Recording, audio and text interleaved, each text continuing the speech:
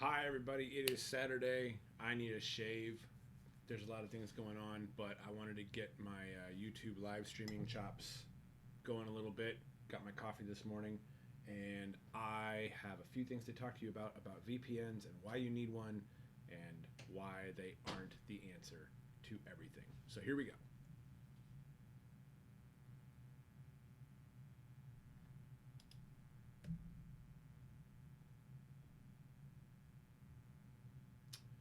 You know how great it is when your technology fails you? Hang on just a second. That was going to be the intro. Imagine a bow tie flying across the screen.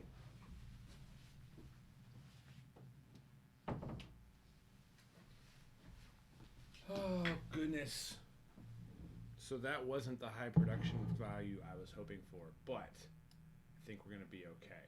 And we'll find out what happened later. So today I want to talk to you about VPNs, why you need one, and why they aren't actually the answer to all of your problems.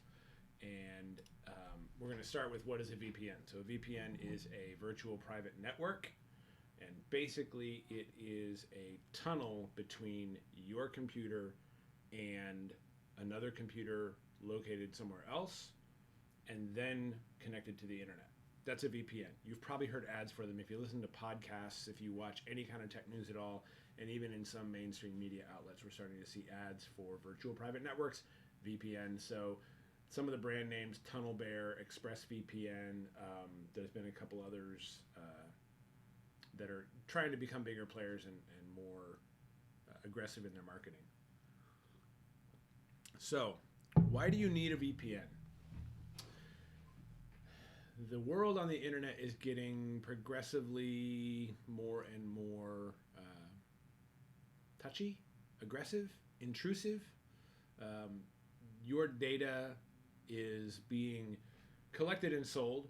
That's a topic for another day, but your data is also being stolen from directly out of your computer. So VPNs are most important if you spend a lot of time on an internet connection that you don't control. That means a coffee shop at an airport, any kind of retail outlet. You know, if you're in a big box store, if you're at Best Buy and they have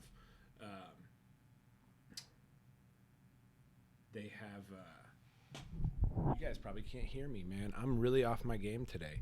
If you're in a big box store and they have Wi-Fi, so you're connected to the Best Buy Wi-Fi, you don't know what the security measures in place are for that Wi-Fi. And so it's very difficult to tell what's happening with your information. So what a VPN does is it takes any network traffic of any kind that is leaving your device, whether that's your laptop or your phone or something else, and it encrypts it, and it sends it to another computer that is owned by the VPN service, and is decrypted and then spit out onto the internet to go on its merry way and continue its journey to wherever it was supposed to go. So if you are checking your email, for instance, you open up gmail.com on your browser, your machine encrypts that so nobody else can see what it says, what it is, what it does. It sends it off to the VPN server far, far away. The VPN server decrypts it and kicks it back on the internet, and then it goes to Google's servers, which says, hey, Levi's checking his email. Can you please hand me all the emails? The emails come back. They hit that VPN server. It gets encrypted again and gets brought back to your computer. It's a very long way of saying it makes your traffic more secure, regardless of what kind of traffic that is. So why do you need one? Well, if you're at Starbucks, you don't know if Starbucks is secure or not. You don't know if there's somebody sitting in the Starbucks with their laptop open who's just looking at all of the things that everyone else is doing on the Wi-Fi there. When you use a VPN and your traffic is encrypted, it means you are more secure between your computer and the VPN server. That is a level of security that is becoming increasingly important. The other reason you use a VPN is to geo-shift yourself or to make it appear to the internet as if you are in another location. Netflix actually, they don't necessarily endorse this, but they're absolutely okay with it, according to all the reports I've read. If you want to watch Japanese anime and there is no Japanese anime on Netflix in the United States, or maybe a show that you really want that isn't there, Netflix has different deals in different countries for content.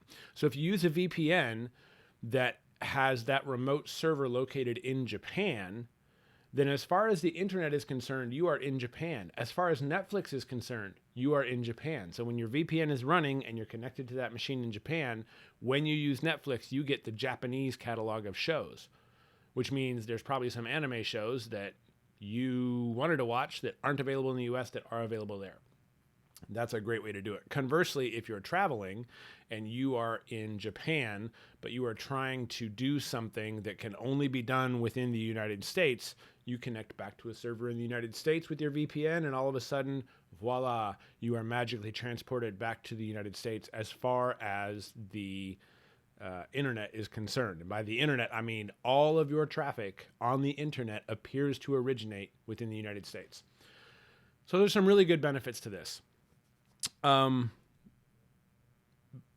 It is not, however, the answer to everything.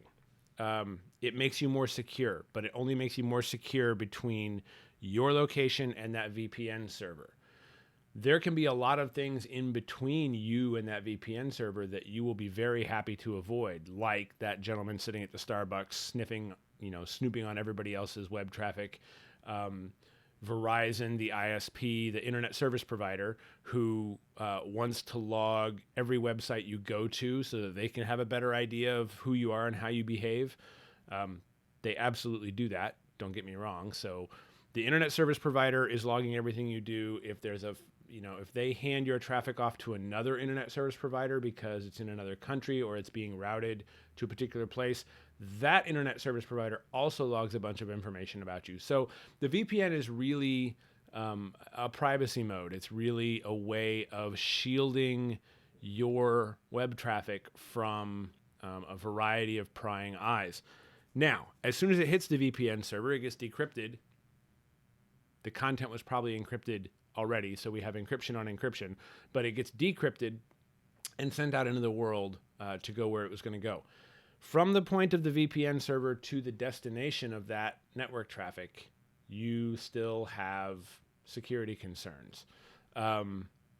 So the VPN is very important to protect your personal data from a variety of malicious actions on the part of other people. It's important to protect your data from a variety of prying eyes on the parts on behalf of the internet service providers, even on behalf of things like Facebook and Google who are tracking you. They're not tracking your computer at that point. They're tracking this server, which is somewhere else. So if privacy in that regard is important to you, a VPN is really critical. However, the VPN is not the end of your security puzzle. You still need to take the securing of your accounts and your information seriously and engage in a couple other steps, which I will definitely be talking about in the future. One of those is multi-factor authentication. One of those is strong passwords.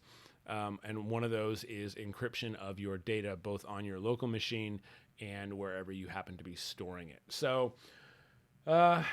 this morning, I mostly just wanted to make sure I could push all the buttons to get a YouTube live stream up and running. We're going to listen back to this and see what it sounds like. None of you tuned in live, nor did I expect you to, but I really appreciate anybody who does watch this. You can subscribe to the channel. Leave me a comment if you'd like to hear more on this topic, or if there's another topic you would like to know more about. I promise I will have shaved and combed my hair next time, and we will see you all again in the near future.